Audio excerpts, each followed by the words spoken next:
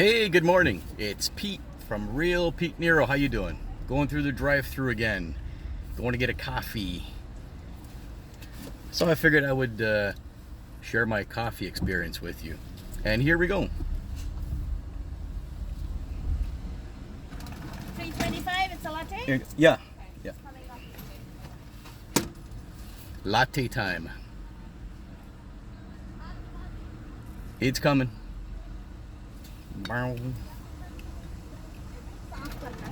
Thank you. Thank you. Latte, motherfucker.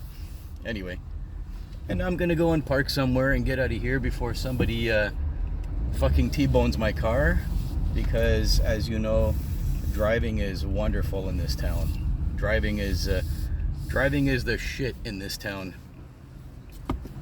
So here we go, getting a latte. I'm gonna leave the parking lot now. Bear with me. Have a little bit of fun. Get out of the parking lot. So I want to do a little rant today. A little rant while I'm out getting a coffee. A short one. And it was a friend of mine who I was chatting with reminded me of this a while ago. Used to place I was working at. Bear with me. Place I was working at before in an office. We had a client. Who was hilarious. He used to come in all the time, and the guy was, for all intensive purposes, intensive care. He was like the biggest slob that you could ever meet. The biggest slob. We used to call him Kong or War Cow. Fucking guy was you would come in and don't give me the don't make fun and don't be, fuck off. You have to be there and you have to know, and this is all for fun, for shits and giggles. But the guy was in his late 40s. He was like 6 feet tall, like maybe 500 pounds. He was a single guy. Complete prick. He thought that he ran the whole fucking world. He thought that he ran everything. He was just a client. He would come in and, storm into your cubicle, whether you're working or not, or eating, sit there, you're working, or you're having lunch. You got food on your desk, and you're fucking shoving a sandwich in your mouth. And this fucking guy Kong just comes storming right in. Hey, how you doing? I got this, I got changes, I got that. Like, buddy, I'm fucking eating over here. Who the fuck let you in the building? And by the way, how can you even fit in the building? You're the size of a fucking overgrown water buffalo, man. Anyway. But the guy was just a prick in every sense of the word. A massive, slobby guy.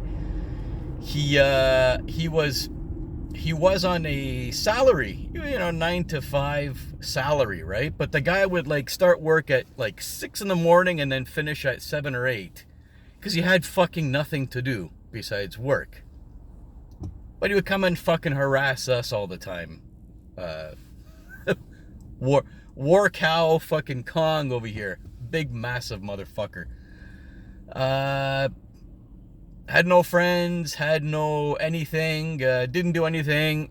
Oh, when I go home, I sit on my fucking couch, on my 5-person couch, because that's what he needed to fit his fat ass on. And I sit there and I watch fucking Netflix all night long. That's because you have nothing else to do. And he had the balls to complain about, I'm too fat, I need to lose some weight. And we were all trying to be nice to the guy. First of all, he was a client, but also, trying to laugh behind his back and make fun. But you're also trying to be nice to the guy and try and give him a hint, nudge him a little bit of advice. We never saw the guy eating at work. Never ate, the whole day long. Never ate. Yet he was maintaining the weight of a mid-sized fucking sedan. I don't know why this guy was so massive. And we had a theory, the guy doesn't eat all day long, and then when he finally gets home, because he's got nothing to do and he's a complete fucking colossal loser, he raids his fucking fridge. And I mean raiding it. I mean, can you imagine this guy 6-foot-tall motherfucker in his apartment, grabbing the whole fucking fridge and emptying the whole fridge in his mouth, man. It's like, buddy, you gotta take it easy. You can't do that shit, because you can't go the whole day without eating anything, and then you're gonna fucking complete binge eat, like empty your motherfucking fridge. And that's why you're maintaining 4, 5, 6, 700 pound weight. I mean, come on, man.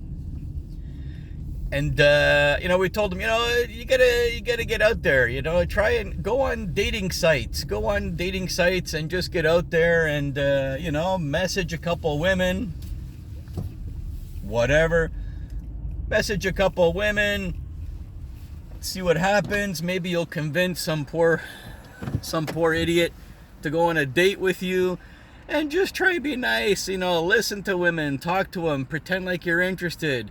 Find somewhere, not a booth, find somewhere, a restaurant that has big chairs, so your fucking colossal water buffalo ass will fit on there.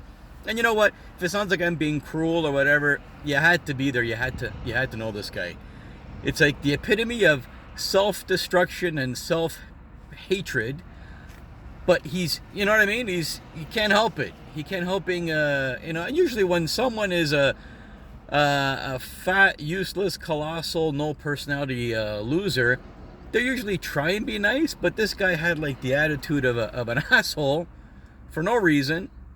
Fat, ugly, and stupid is I'm quoting Animal House here. There's no way to go through life. At least try and be nice. Anyway, but yeah, it was a friend of mine today reminded me, hey, remember Kong? Yeah, I remember Kong. Anyway, short rant today. Here's my coffee. And, yes, I have a podcast. It's not as crazy and wild as it is on here. On YouTube and Twitter, I can pretty much say whatever the fuck I want. But I have a nice podcast out there. And it kind of, it reflects a lot of the material I've been doing, but toned down and refined, so they'll actually accept my podcast. And it's everywhere. Spotify, Anchor, iTunes, Apple. They just approved me today. I'm on Apple iTunes podcast. Look for me. Real Pete Nero. Have a great time. I'm going to have my coffee now. Buongiorno, cazzo.